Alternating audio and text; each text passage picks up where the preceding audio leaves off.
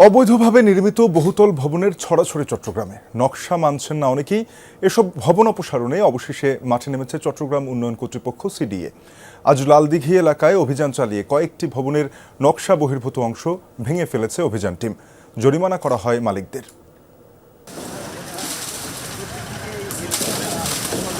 চট্টগ্রাম লালদিঘি পারে বহুতল এই ভবনটির নকশা অনুযায়ী পাশের ভবন থেকে 1.5 মিটার দূরত্ব ও ছাদের কার্নিশ রাস্তায় না নেয়া সহ প্রবেশমুখে 20 ফিট জায়গা রাখার কথা ছিল, কিন্তু নির্মাণের সময় তা মানেননি মালিকপক্ষ।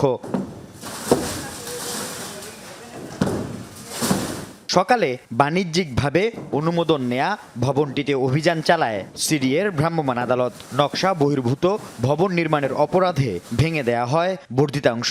মালিককে জরিমানা করা হয় 12 লাখ টাকা। 20 ফিট সামনে খালি রাখার কথা ছিল, পাশে 5 ফিট এবং সান্ডারল্যান্ডের জন্য জায়গা ছাড়ার কথা ছিল, সে সেগুলি ছাড়েনি। না ছেড়ে যেহেতু কাজ করছে, সেক্ষেত্রে আমরা এসে তাদের ব্যক্তিগত অংশের কিছু অংশ আজকে ভেঙে দিলাম। তাকে ম্যাজিস্ট্রেট মহোদয় 12 লক্ষ টাকা জরিমানা করেছে এবং তাকে একটা নির্দিষ্ট টাইম 1 মাস সময় দিয়েছে যে এর মধ্যে উনি ব্যক্তিগত অংশ নিজ উদ্যোগে ভেঙে দিবেন। এরপর মাস্টার প্ল্যানে হেরিটেজ ঘোষণা করা আশকার দিঘির একাংশ দখল নিয়ে নির্মাণ কাজ পরিচালনা করা এই ভবনটিতে অভিযান চালায় সিডিএ। অভিযোগ, অনুমোদন না নিয়ে নির্মাণ কাজ করছিলেন ভবন মালিক।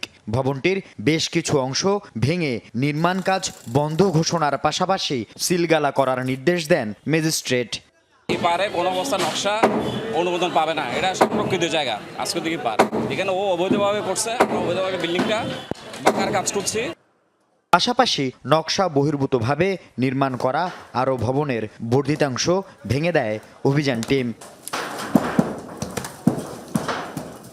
চট্টগ্রামে নকশা না মেনে নির্মিত ভবনের সংখ্যা শত শত। পর্যায়ক্রমে সব বর্ধিতাংশ ভেঙে দেওয়ার ব্যাপারে অনড় সিডিএ। তবে দোষ স্বীকার করতে নারাজ ভবন মালিকরা। নির্মাণ কাজে কোনো ব্যত্যয় হয়নি বলে দাবি তাদের।